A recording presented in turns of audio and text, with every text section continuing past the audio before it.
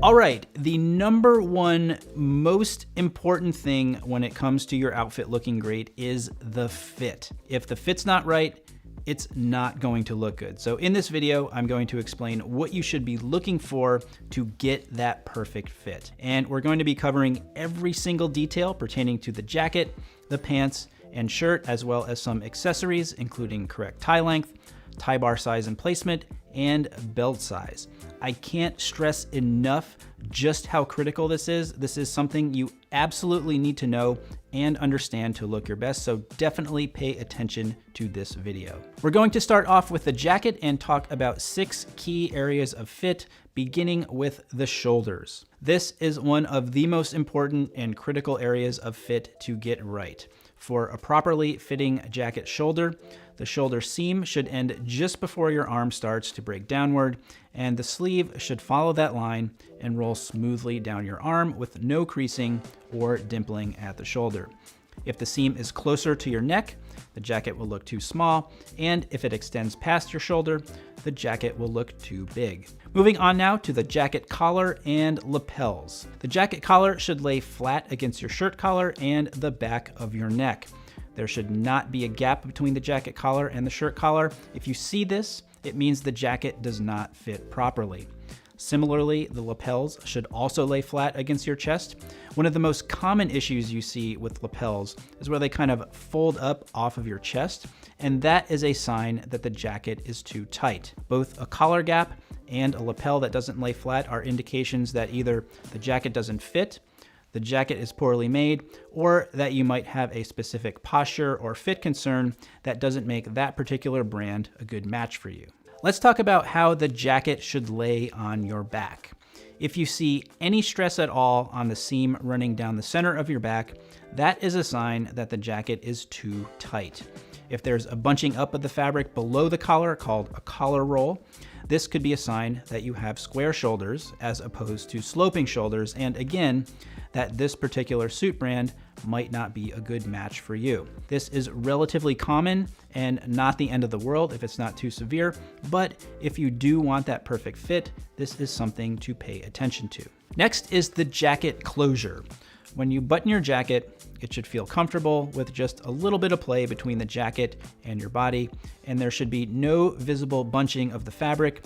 It should be smooth around the button and across your body. If you're seeing any bunching up like that, this is a telltale sign that your jacket is too small. One quick tip on buttoning the jacket: if it's a 2-button jacket, always button the top button and never the bottom. Now let's talk about jacket length. This is something that can be a little subjective. However, a good rule of thumb is that the jacket should end at your thumb knuckle. Another way to determine if this is correct is if your arms are hanging down straight.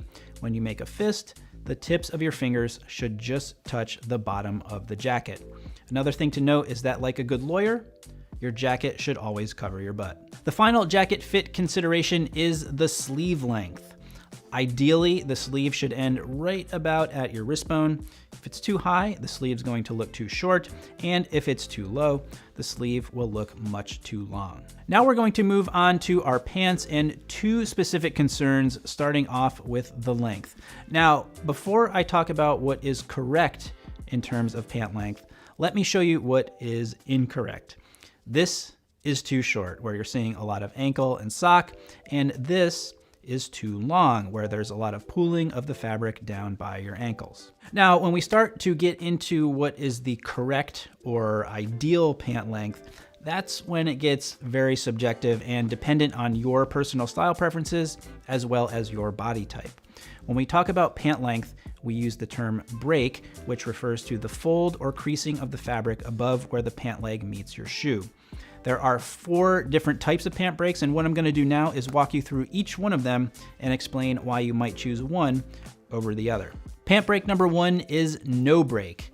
The name kind of speaks for itself here, and no break refers to absolutely no crease where the pant leg meets the shoe. This is a very aggressive and fashion-forward look and requires a tapered pant leg to look correct, which we will get to in a moment. No break is a style that looks best on younger guys and slimmer guys. Pant break number 2 is the slight break. With the slight break, the bottom of the pant leg is just going to be kissing the top of your shoe and have a very slight crease. The slight break is for the modern, style-conscious guy who likes the idea of no break, but wants to avoid looking too trendy. Again, best for slimmer guys or those not carrying some extra weight around the midsection or up top. Pant break number 3 is the medium break.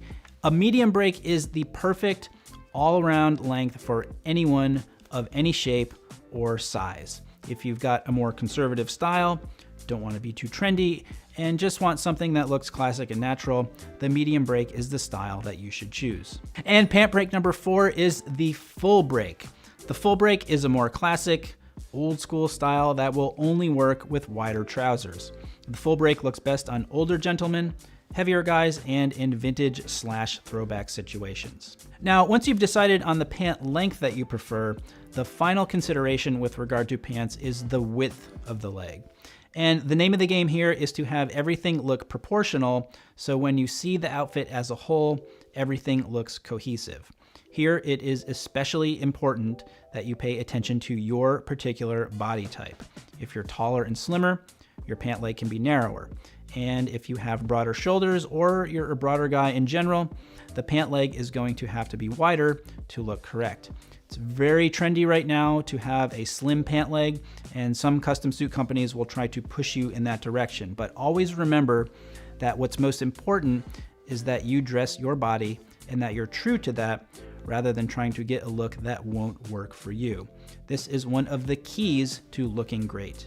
Let's move on now to how your shirt should fit, starting with the shoulder. A perfect fit for your shirt shoulder is exactly the same as the jacket shoulder. The seam should hit just before your shoulder ends, with the sleeve falling smoothly down your arm. If the seam is closer to your neck, the shirt is too small, and if the seam extends to where your shoulder starts to break or goes beyond that, the shirt is too big. Moving on to the collar. A collar should not be too tight. You don't want to feel like you're being choked, which is obviously incredibly uncomfortable, and you don't want your collar to be too loose either, because that will look sloppy. The general rule to follow here is to be able to comfortably stick your index finger between the collar and your neck while the top button is buttoned. The fit around your body. Again, similar to having your suit buttoned, you don't want to see any pulling on the fabric by the buttons when they're buttoned.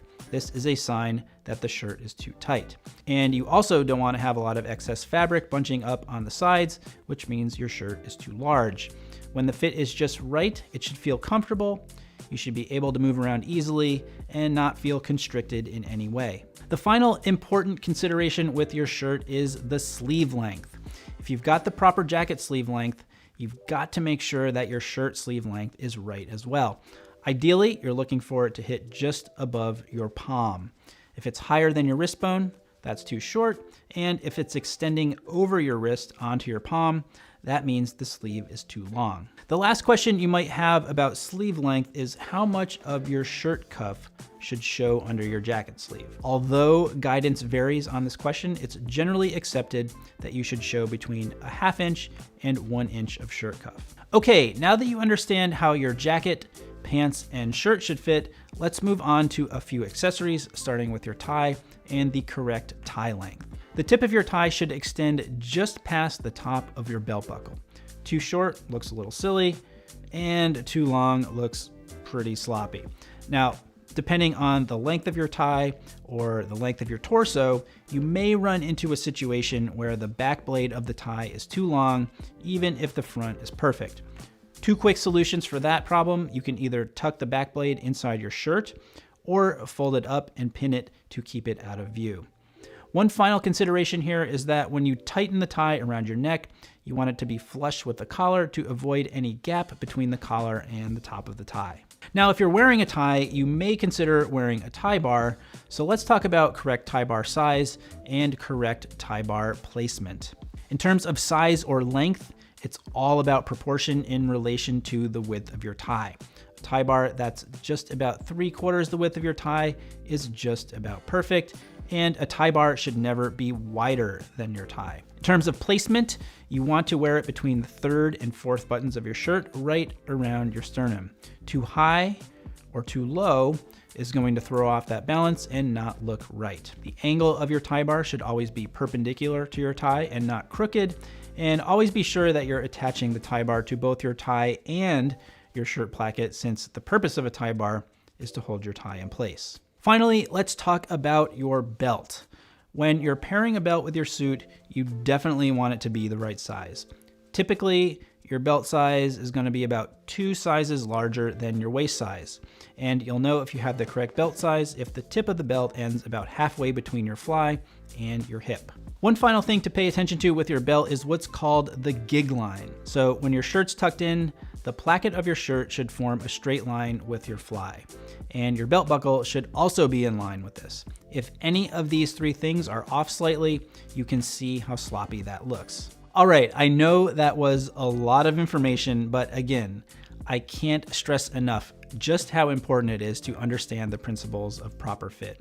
If your wedding tuxedo or wedding suit doesn't fit right, if your shirt doesn't fit right, if your tie's too long, if your tie bar is not right, if your belt is too long or too short, you will not look as good as I know you want to. Knowing how things should fit is the one secret to transforming your look from just okay or bad to absolute perfection. It is literally what separates a well-dressed guy from a guy who looks like he doesn't know what he's doing. This video is definitely worth watching again, and I encourage you to do that. And getting the proper fit will require working with a tailor, which I will cover in the next video. However, if you have any questions about anything I explained in this video, let me know.